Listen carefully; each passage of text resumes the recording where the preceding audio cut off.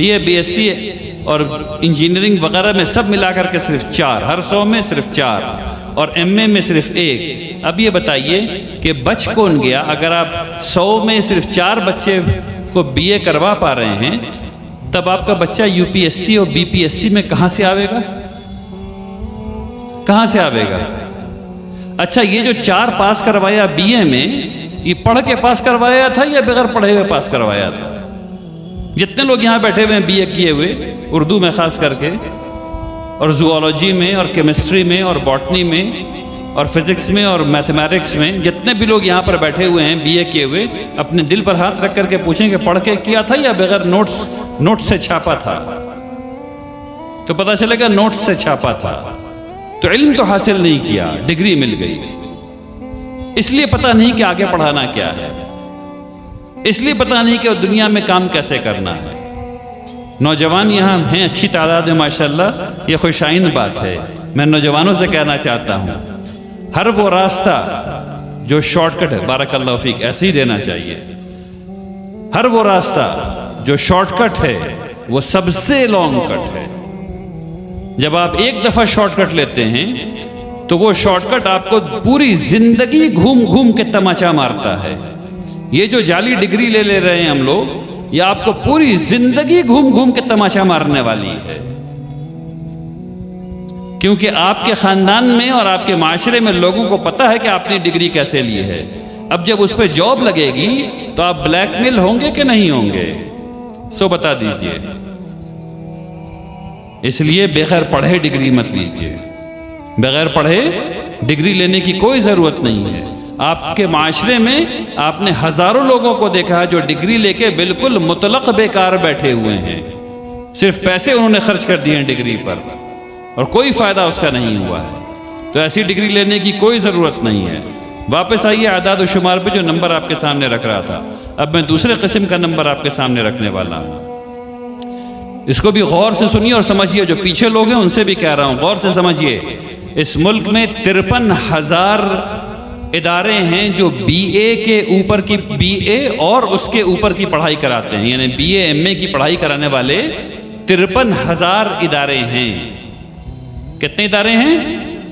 53,000، 53,000 میں صرف 161، 53,000 میں صرف 161 ادارے ایسے ہیں جن کو پارلیمنٹ نے انسٹیٹیوٹس آف نیشنل امپورٹنس کی کیٹیگری میں رکھا ہے، یعنی وہ ادارے جو اس ملک کی قسمت طے کرتے ہیں کہ اس ملک کو کدھر جانا ہے، وہ صرف 161 ادارے ہیں۔ بات سمجھ میں آ رہی ہے؟ اب اس بات کو سمجھیے، ایک طرف 53,000 تقریباً اور ایک طرف 161، ہر 100 روپے میں کتنا روپیہ ادھر جانا چاہیے اور کتنا روپیہ ادھر جانا چاہیے؟ یہ 53,000 ہے۔ 99 روپیہ بھی اس کو اگر دے دیا جائے تو کم ہوگا، اور اس کو 1 روپیہ بھی دیا جائے تو زیادہ ہوگا نسبت کے اعتبار سے، ٹھیک ہے نا؟ اگر یہ 100 ہوتا تو ایک بات سمجھ میں آتی، لیکن یہ کتنا ہے؟ 53,000۔ 53,000 کو کتنا روپیہ ملنا چاہیے؟ ہر 100 روپے میں جو ٹیکس کا آپ اور میں دیتے ہیں، جب آپ نمک خریدتے ہیں تو آپ ٹیکس دیتے ہیں، جب آپ کفن خریدتے ہیں تو آپ ٹیکس دیتے ہیں، اور اس کے بیچ میں جو ہر چیز خریدتے ہیں اس میں آپ ٹیکس دیتے ہیں، اور اس ٹیکس کے پیسے سے یہ 53,000 ادارے چلتے ہیں۔ آپ کے ٹیکس کے پیسے سے یہ 53,000 ادارے چلتے ہیں۔ اس میں جو یہ 53,000 ہے، اس 53,000 کو چلانے کے لیے ہر 100 روپے میں کتنا روپے جانا چاہیے؟ کسی بھی معقول آدمی سے وہ پوچھیں گے تو بولے گا تقریباً 100 کا 100 ادھر جانا چاہیے۔ 161 53,000 کے ریشیو میں کوئی ریشیو ہے ہی نہیں، اتنا سا ہے، یعنی اگر اس کو 1 روپے سے کم 25 پیسہ اگر دے دیا جائے تو اس کے لیے کافی ہے۔ اب سنیے کھیل کہاں ہوتا ہے، آپ کے ساتھ کھیل کہاں ہوتا ہے، اس کو سمجھیے۔ اس 161 ادارے کو 52.5 روپیہ دیا جاتا ہے ہر 100 میں۔ کتنا دیا جاتا ہے؟ اس 161 ادارے کو 52.5 روپیہ دیا جاتا ہے، اور اس 53,000 ادارے کو 47.5 روپیہ دیا جاتا ہے۔ اس لیے جب آپ کا بچہ ادھر سے پڑھ کر کے انجینئرنگ کر کے نکلتا ہے تو اس کو جاب نہیں لگتی ہے، اور لگی بھی تو 8,000 روپیہ 10,000 روپیہ۔ اور ادھر سے جب بچہ پڑھ کر کے نکلتا ہے تو پہلا پیکج جو سب سے خراب والا پیکج ہے وہ جو اس کو ملے گا وہ 14 لاکھ 15 لاکھ روپے کا، اور اوپر جائیں گے تو 2.5 کروڑ 3 کروڑ روپے کا سالانہ۔ تو بچے کو ادھر پڑھانا ہے یا ادھر پڑھانا ہے، یہ آپ کو طے کرنا ہے، یہ آپ کو طے کرنا ہے۔ اور میں آپ کو بتاؤں گا کہ بچہ ادھر کیسے جا سکتا ہے، میں آپ کو بتاؤں گا کہ بچہ ادھر کیسے جا سکتا ہے، لیکن محنت آپ کو کرنی ہوگی، محنت آپ کو کرنی ہوگی۔ ہم لوگ بچوں کو ادھر بھیجنے کی تمنا رکھتے ہیں کیونکہ اس کے بارے میں ہمیں پتہ ہی نہیں ہے کہ 161 انسٹیٹیوٹ ایسے ہیں جس میں 1 لاکھ سیٹ ہے، اور اس 1 لاکھ سیٹ میں آپ کی نمائندگی 1% کے آس پاس ہے۔ آپ کی نمائندگی کتنی ہے؟ 1% کے آس پاس۔ ٹیکس کتنا بھرتے ہیں آپ؟ 18% کے آس پاس۔ سیلز ٹیکس آپ 18% کے آس پاس بھرتے ہیں۔ بچوں کو کتنا بھیجتے ہیں؟ 1%۔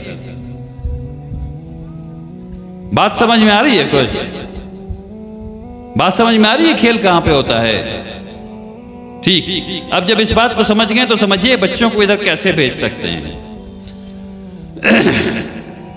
ادھر جانے والے بچے تیار ہوتے ہیں 5ویں جماعت سے پہلے۔ ادھر جانے والے بچے 9ویں 10ویں میں تیار نہیں ہوتے ہیں، ادھر جانے والے بچے تیار ہوتے ہیں 5ویں جماعت سے پہلے۔ وہی جہاں اپنے بچوں کو چھوڑ دیا تھا، نہیں پڑھایا تھا، وہیں پر تیار ہوتے ہیں۔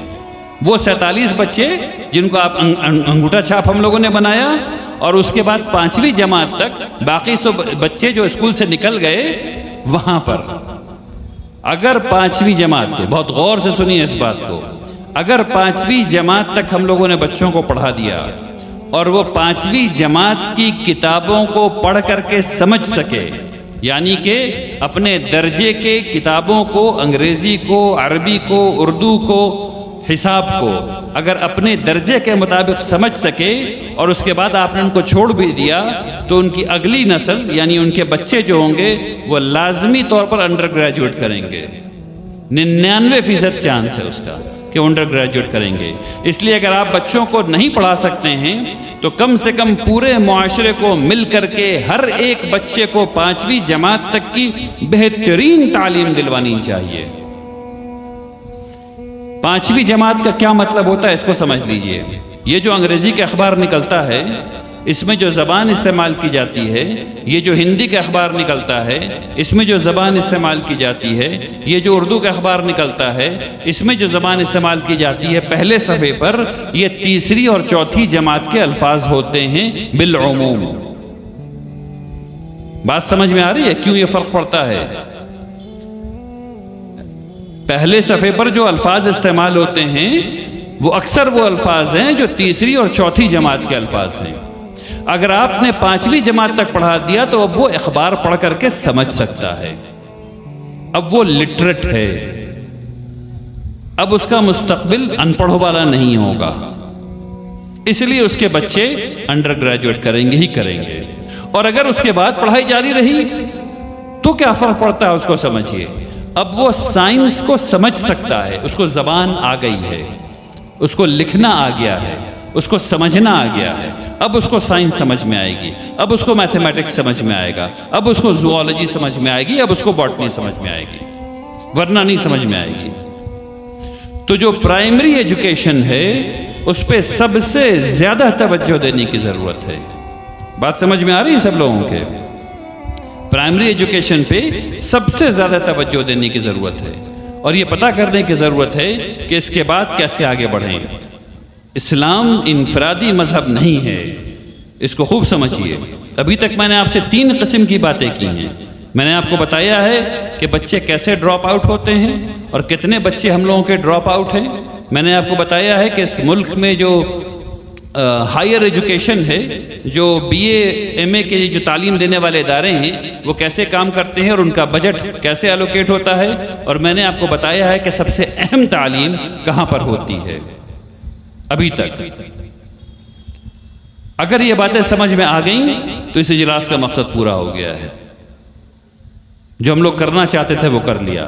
لیکن ایک بات کم سے کم اور آپ سے کہنا چاہتا ہوں، اگر آپ نے تمام بچوں کی تعلیم کا انتظام نہیں کیا، اگر آپ نے تمام بچوں کی تعلیم کا انتظام نہیں کیا تو جو وہ پیچھے چھوٹ جائے گا وہ پورے معاشرے کو ایسے نیچے کی طرف کھینچے گا. ہر ایک بچہ جو نہیں پڑھا ہوا ہے وہ اس مردہ لاش کی طرح ہے جو سمندر میں جس کے پیر میں 500 کلو کا وزن باندھ دیا گیا ہے اور سمندر میں چھوڑ دیا گیا ہے. وہ صرف نیچے جا رہی ہے، وہ صرف نیچے جا رہی ہے، وہ لاش نیچے جا رہی ہے اور اپنے ساتھ ساتھ پورے معاشرے کو نیچے کھینچ رہی ہے.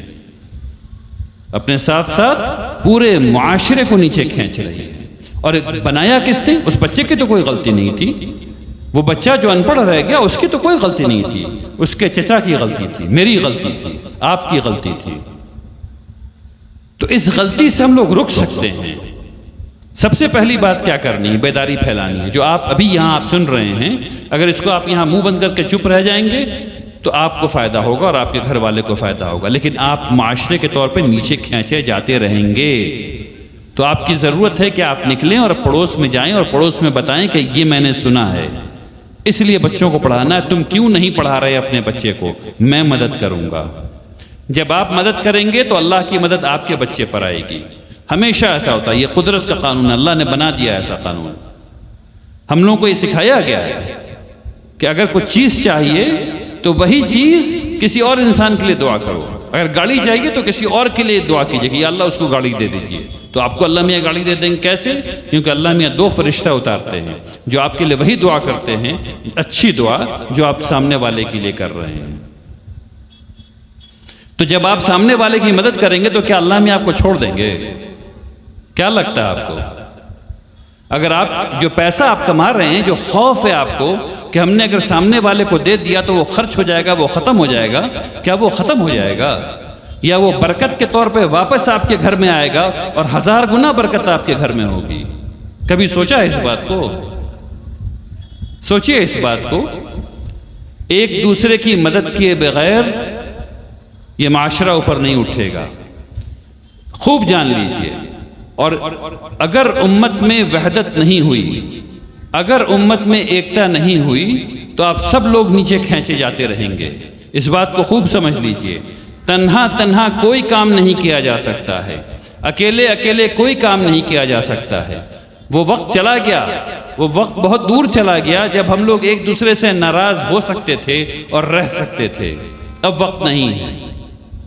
اب وقت یہ ہے کہ ہم لوگ ایک دوسرے کو معاف کر کے ایک دوسرے سے دوستی کر لیں اور یہاں سے ایک دوسرے کا خیال شروع کریں. اگر آپ نے دل سے ایک دوسرے کا خیال شروع نہیں کیا تو امت اوپر نہیں اٹھ رہی. آپ لوگ اپنے بچوں کو پھر پڑھا نہیں پائیں گے. تو سب سے پہلی بات یہ ہے آج کے اجلاس کی کہ ہم سب لوگوں کو یہ طے کرنا ہے کہ اس پورے علاقے میں کوئی ایک بچہ نہیں بچنا چاہیے. یہ ہو گئی بچوں کی بات. اب بچے کیسے پڑھیں گے جب ان کے بڑے نہیں پڑھ رہے؟ تو بچے تو بڑوں کو دیکھ کر کے نقل کرتے ہیں نا بھائی. نقل کے بعد ہی تو اصل ہوتی ہے نا. جب تک کہ نقل نہیں کریں گے، کاپی نہیں کریں گے تو پھر اپنے سے پڑھیں گے کیسے؟ اب وہ چھوٹا بچہ ہے، اس کے گھر میں ان کی والدہ جو ہیں وہ فون دیکھ رہی ہیں، والد جو ہیں وہ فون دیکھ رہے ہیں، تو بچہ کو بھی فون چاہیے. لیکن اگر جو والد پڑھ رہے ہوتے، اگر جو والدہ پڑھ رہی ہوتی، اگر جو گھر میں کتاب آ رہی ہوتی تب نہ اس کو کتاب چاہیے ہوتی. سائنسدانوں نے یہ تجربہ کیا، اس کو سمجھیے اور سنیے. انہوں نے یہ تجربہ کیا کہ کتاب کو والدین کے ہاتھ میں دے دیا اور فون کو زمین پہ پھینک دیا. اب سوچیے کیا ہوا. 3 سال کے بچے نے کس کو چنا؟ فون کو چنا یا کتاب کو چنا؟ کتاب کو چنا. کیوں؟ کیونکہ والد اور والدہ کتاب کو چن رہے تھے، اس لیے بچے نے کتاب کو چنا. اب سوال یہ ہوگا کہ ہم لوگ تو بڑے ہو گئے، اب ہم پڑھیں گے تو شرم آئے گی، لوگ ہم پہ ہنسیں گے. ہنسیں گے نا. اگر ہم لوگ پڑھنا شروع کر دیں گے تو لوگ ہم پہ ہنسیں گے نا بھائی. اس لیے ہم پڑھیں گے نہیں. یہی ہوگا نا. تو بہت مبارکباد کے مستحق ہوں گے آپ میں سے وہ عمر میں بڑے لوگ جو صرف دوسروں کے لیے ایک معیار بننے کے لیے اپنی تعلیم شروع کریں گے، اور آپ میں سے بدترین لوگ ہوں گے وہ کہ اگر کوئی آدمی تعلیم لینے جا رہا ہوگا، عمر میں بڑا آدمی، نوجوان، تو اس کو دیکھ کر کے وہ ہنسیں گے اور کہیں گے یہ تعلیم لینے جا رہے ہیں۔ اگر کسی کے ذہن میں یہ بات آئی تو آپ جان لیجئے کہ آپ شیطان ہیں۔ اللہ تبارک و تعالیٰ قرآن میں فرماتے ہیں دو قسم کے شیطان ہیں، ایک تو جنات میں سے ہے، دوسرا کس میں سے ہے؟ انسان میں سے۔ تو آپ وہ شیطان ہیں، آپ شیطان ہیں۔ جو ہنسے گا تعلیم پر وہ شیطان ہے۔ جیسے کوئی ہنسے کہ آپ کو بتانا چاہیے کہ اچھا تم شیطان ہو، آج تم شیطان ہو، تم میرے لیے شیطان ہو، تم ہنس رہے ہو مجھ پہ، تم شیطان ہو، ایک دم منہ پہ کہیے اس کے انشاءاللہ۔ اور جتنے لوگ ہیں جنہوں نے سوچا کہ وہ ایسی شیطانی کریں گے تو آپ کو جاننا چاہیے کہ آپ شیطان والا کام کر رہے ہیں، پھر آپ کا ٹھکانہ کہاں ہے آپ جان لیجئے۔ تو خوب اس بات کو سمجھیے کہ تمام بڑے لوگوں کو پڑھنا شروع کرنا ہوگا، چاہے آئے چاہے نہیں آئے۔ اگر آپ الف با شروع نہیں کریں گے تو آپ اللہ میاں کو جواب نہیں دے سکیں گے۔ ابھی موت نہیں آئی ہے، ابھی آپ شروع کر سکتے ہیں، اس بات کو سمجھ لیجئے۔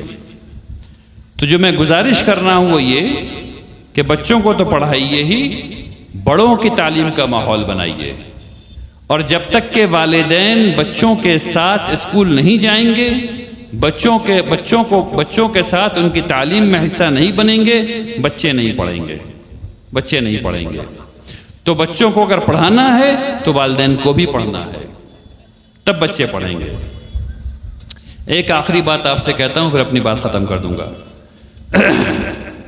رسول اللہ صلی اللہ علیہ وسلم نے جو دعا ہم لوگوں کو سکھائی ہے علم سے متعلق وہ یہ ہے، اللہم انی اسألک علما نافعا، یا اللہ میں آپ سے نفع بخش علم کا سوال کرتا ہوں، میں آپ سے نفع بخش علم مانگتا ہوں۔ حدیث کے پورے ذخیرے میں آپ کو کہیں یہ کلمات نہیں ملیں گے کہ جس میں رسول اللہ صلی اللہ علیہ وسلم نے اللہ سے علم عصریہ مانگا ہو یا علم دینیہ مانگا ہو۔ بات سمجھ میں آئی؟ آپ کو یہ بات جاننا چاہیے کہ ہر علم کا نقطہ قرآن کریم ہے، قرآن کریم کے بغیر کوئی علم نہیں ہے، اس بات کو سمجھ لیجئے۔ اگر قرآن ہے تب تو اس کے بعد علم کا فائدہ ہے، کیونکہ اللہ تبارک تعالیٰ نے کیا کہا؟ اللہ تبارک تعالیٰ فرماتے ہیں قرآن میں اقرأ بسم ربک الذی خلق، پڑھو، لیکن کیسے پڑھو؟ سائنسدان پڑھ رہے ہیں لیکن بسم ربک الذی خلق نہیں کر رہے ہیں، اس لیے انسانیت خطرے میں ہے۔ ہیروشیما پہ بوم گرایا گیا، کیوں گرایا گیا؟ اگر جو بسم ربک الذی خلق پڑھ لیتے، پڑھو لیکن اپنے رب کے نام سے، اس کا مطلب کیا ہوا؟ سب سے پہلے جانو کہ تمہارا خالق کون ہے، تم کو بنایا کس نے ہے، کس مقصد سے بنایا ہے، تمہیں اس دنیا میں کیا کرنا ہے، تب وہاں سے جو انسپریشن ملے گا، اس کے بعد جو سائنس ہوگی جس کے بارے میں قرآن یہ کہتا ہے کہ میری آیات پر تدبر کرو، تب تو بات بن رہی ہے، ورنہ بات نہیں بنے گی، ورنہ انسان ایٹامک بم بنائے گا اور انسانوں کو مارے گا۔ اچھا، ایک انسان نے جو ایٹم بم بنایا اس نے دوسرے انسان کو مارا، وہ یہ بھول گیا کہ یہ انسان اور وہ انسان خونی طور پر بھائی بھائی ہیں۔ کیا ایسا سچ نہیں کہ میں آدم علیہ السلام کی اولاد ہوں اور آپ بھی آدم علیہ السلام کی اولاد ہیں؟ اور جب میں آدم علیہ السلام کی اولاد ہوں اور آپ آدم علیہ السلام کی اولاد ہیں اور ہمارے باپ ایک ہیں، تو میرے جسم میں جو خون ہے وہ آپ کے جسم میں نہیں ہے یا نہیں ہے؟ تو ہم لوگ بھائی ہوئے کہ نہیں ہوئے؟ تو یہ کیسے ہو گیا کہ اتنا بڑا بم بنایا، گرا دیا اور لاکھوں لوگ ایک لمحے میں مر گئے؟ وہ اس لیے کہ اللہ سے تعلیم کا رشتہ ٹوٹ گیا تھا۔ اقرأ تو تھا، بسم ربک الذی خلق نہیں تھا۔ اللہ کے نام کے ساتھ پڑھو۔ جب اللہ کے نام کے ساتھ تعلیم نہیں ہوگی تو ایسا ہی حادثہ ہوتا رہے گا۔ انسانیت ہمیشہ وہ اپنے یعنی جو مادہ ہے، جو مٹیریلزم ہے، اس کے پیچھے بھاگتی رہے گی، اور اس کی وجہ سے انسانوں کا بے تحاشا نقصان ہوتا رہے گا۔ پڑھیے اور ضرور پڑھیے، لیکن ہمیشہ اس بات کو سامنے رکھیے کہ اللہ کا کیا حکم ہے۔ اور یہی وجہ ہے، اور یہ بتاتے ہوئے مجھے خوشی ہے آپ کو، کہ جب 30 سال پہلے خامنئی صاحب نے فتویٰ دیا کہ ایران کو نیوکلیئر بم بنانا ہے یا نہیں بنانا ہے، انہوں نے کہا ہم بنا ہی نہیں سکتے، ہم نیوکلیئر انرجی تو بنائیں گے، نیوکلیئر انرجی سے بلب تو جلائیں گے، اس سے پانی کی جہاز تو چلائیں گے، اس سے اور کام تو کریں گے، لیکن بم نہیں بنا سکتے۔ اسی لیے انہوں نے آج تک بم نہیں بنایا ایران نے۔ کیوں نہیں بنایا؟ کیونکہ اسلام اس بات کی اجازت نہیں دیتا کہ آپ ایسے قسم کے بم بنا لیں جس سے آپ کے بھائی ایک لمحے میں ختم ہو جائیں، جبکہ کام آپ کا یہ ہے کہ ان بھائیوں کو اللہ کی طرف بلانا ہے، ان بھائیوں کو قرآن کے ذریعے اللہ کی طرف بلانا ہے۔ کیوں؟ کیونکہ وہ آپ کے خون کے بھائی ہیں، خون کا رشتہ ہے، آپ آدم علیہ السلام کی اولاد ہیں۔ تو اس رشتے کو اگر باقی رکھیے گا تب کامیابی ملے گی۔ اسی میں مدارس کی کامیابی ہے اور اسی میں اسکول کی کامیابی ہے۔ اگر ایک اسکول میں صرف آپ سائنس پڑھا رہے ہیں اور یعنی اللہ کے کلام سے چیزیں اس میں اس کا اثر اس میں نہیں ہے، تو تعلیم جہاں پہنچائے گی وہ آپ کو پتہ ہے کہاں پہنچائے گی۔ لیکن اگر جو اس میں اللہ کے نام کا عنصر موجود ہے تو وہ انسان سچا بھی ہوگا، وہ عادل بھی ہوگا، وہ باپ ماں کا خیال رکھنے والا بھی ہوگا، وہ والدین کو اف نہیں کرنے والا ہوگا، وہ وراثت دینے والا ہوگا، وہ انصاف قائم کرنے والا ہوگا۔ یہ تمام چیزیں اس کے اندر ہوں گی، تب ایک معاشرہ بنے گا۔ میں نے جو آپ سے باتیں کہی ہیں وہ 3-4 قسم کی ہیں۔ میں امید کرتا ہوں کہ آپ سب لوگوں نے اس بات کو سنا ہوگا۔ میں امید کرتا ہوں کہ اگر آپ کو ایک بات اس میں سے کوئی یاد رہ گئی ہو تو وہ یہ یاد رہے کہ ہم سب لوگوں کو عربی پڑھنا ہے، ہم سب لوگوں کو قرآن پڑھنا ہے، ہمارے بچوں کو پڑھنا ہے، ہمارے بڑوں کو پڑھنا ہے، ہمارے نوجوانوں کو پڑھنا ہے انشاءاللہ۔ وآخر دعوانا ان الحمدللہ رب العالمین۔ بارک اللہ فیکم جمیعا۔ السلام علیکم ورحمۃ اللہ وبرکاتہ۔ ایک بات کا اعلان یہ کر دوں کہ میں ابھی آپ سے اجازت لے کے جاؤں گا کیونکہ میرا سفر ہے۔ آپ سب لوگ یہاں تشریف رکھیں انشاءاللہ، اور یہاں علماء حضرات بیٹھے ہوئے ہیں جن کے خطاب کو آپ کو سننا ہے اور ان پر عمل بھی کرنا ہے انشاءاللہ، اور ہمارے شاعر صاحب بھی بیٹھے ہوئے ہیں اور ان کی شاعری سے آپ کو محظوظ بھی ہونا ہے انشاءاللہ۔ اللہ تبارک تعالیٰ اس اجلاس